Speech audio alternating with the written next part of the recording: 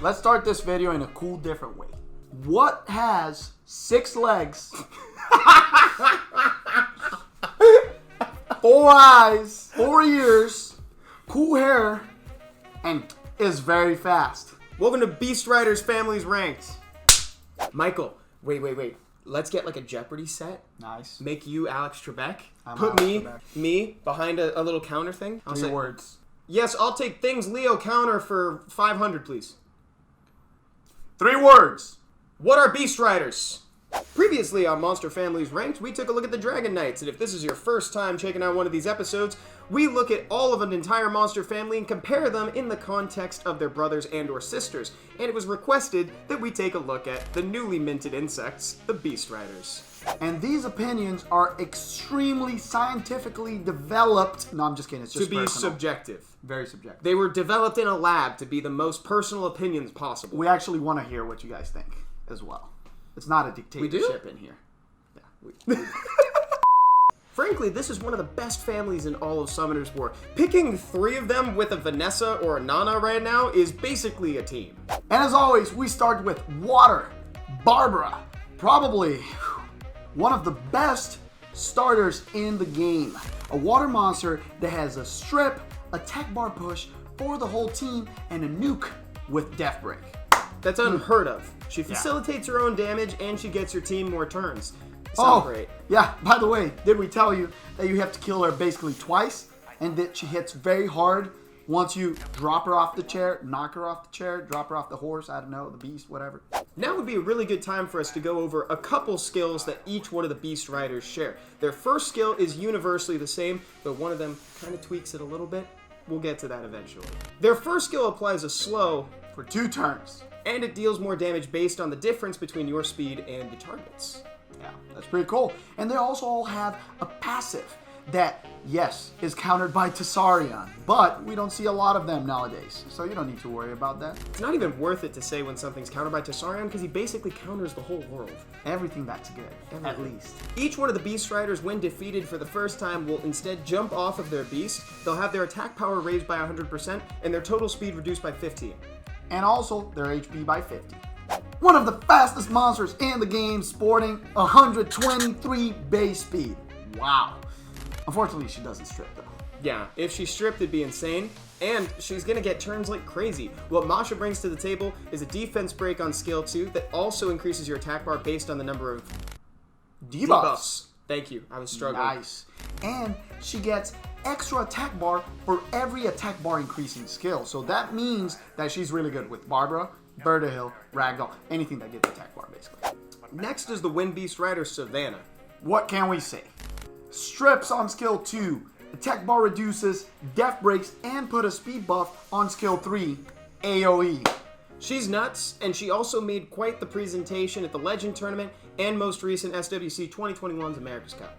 Yeah, if you want to know how to use this monster, watch Big V. But bring a cup of milk, because it's going to get spicy. Don't put that in. That was the stupidest thing I think I've ever said. Just like other strippers in the game, she replaces the things for dots. She replaces the buffs for dots. The buffs, that's the word. Beneficial effects, that's what I was looking for. Just buyer beware, she is very stat hungry. You need attack, you need attack, And everything else. and speed, and accuracy. And why does she need a lot of stats, you ask? Because she not only checks for accuracy on her skill 3, she checks for you being faster than your opponent and you having more attack than they have defense to death break and attack bar reduce. That's a lot of different checks to go through. Keep that in mind for the rankings later. Next on the list is the Dark Beast Rider, Shiana, who offers up an AoE attack bar reduction plus damage on top of it, but requires a little bit of setup to get it working. Yeah, since her skill 2 is not similar to Savannah, and she doesn't since her skills... Since she doesn't have a similar skill to Savannah or Strip like Barbara, she needs a little bit of setup. Like Evan said, she has a skill 2 that is the same as Masha, dealing lots of damage with Death Break and stealing attack bar based on the amount of debuffs. But at least she's got that great leader skill. Just kidding. She does not. She does not. The last one of the bunch, the Light Beast Rider, Narsha. Stop laughing. I'm sorry, I wrote it on the script as Narc. Narsha's kind of similar to Laura in a way. She has a unique passive that lets you apply defense break with every attack that you put. That's what I meant earlier when I was talking about how one of them slightly augments the first skill, because now her first skill applies a slow and a defense buff. And even though she doesn't steal attack bar like Lauren, she has a couple cool things on her kit. She gains a speed buff, and she also has a passive that increases her speed every time an opponent takes a turn. So she's gonna be really fast, and watch out for Leos. And that means that her next attack is going to do a lot of damage, but those stacks on her passive reset after your turn ends. Based on the deep knowledge we just shared with you, we have at number 1, Shiana. Just kidding. We did that with Laika. And you guys know we start with number 5. The Dark Beast, right? Does this mean she's bad? No. Absolutely not. She's incredible, but when compared to the other ones, she does need a little bit more setup to be as effective. Number 4 on the list, we have the incredibly fast Masha. With her defense break on skill 2 and the extra attack bar push from her passive, she is a monster for damage, but she's not quite as high as the next ones we're going to talk about. And number 3, we have the light one, Narsha. Another incredible monster, and differently to the other two, she does bring a strip on her kit, and she also facilitates her own damage with that beautiful death break that is applied every time and giving herself speed buff. Personally speaking, I kind of like having her a little higher on the list because she offers that strip and she can be your damage dealer. But you know, this is her project. Yeah, that's just because your Barbara is not well ruined. That's why she's not number 2. Good point. Speaking of which, number 2 is Barbara.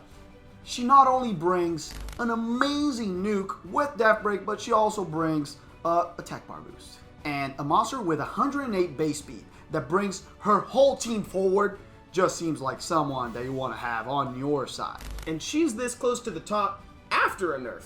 Yeah, she will probably be number 1 on this list if it wasn't for said nerf that made her ignore defense like crazy and kill people in one shot.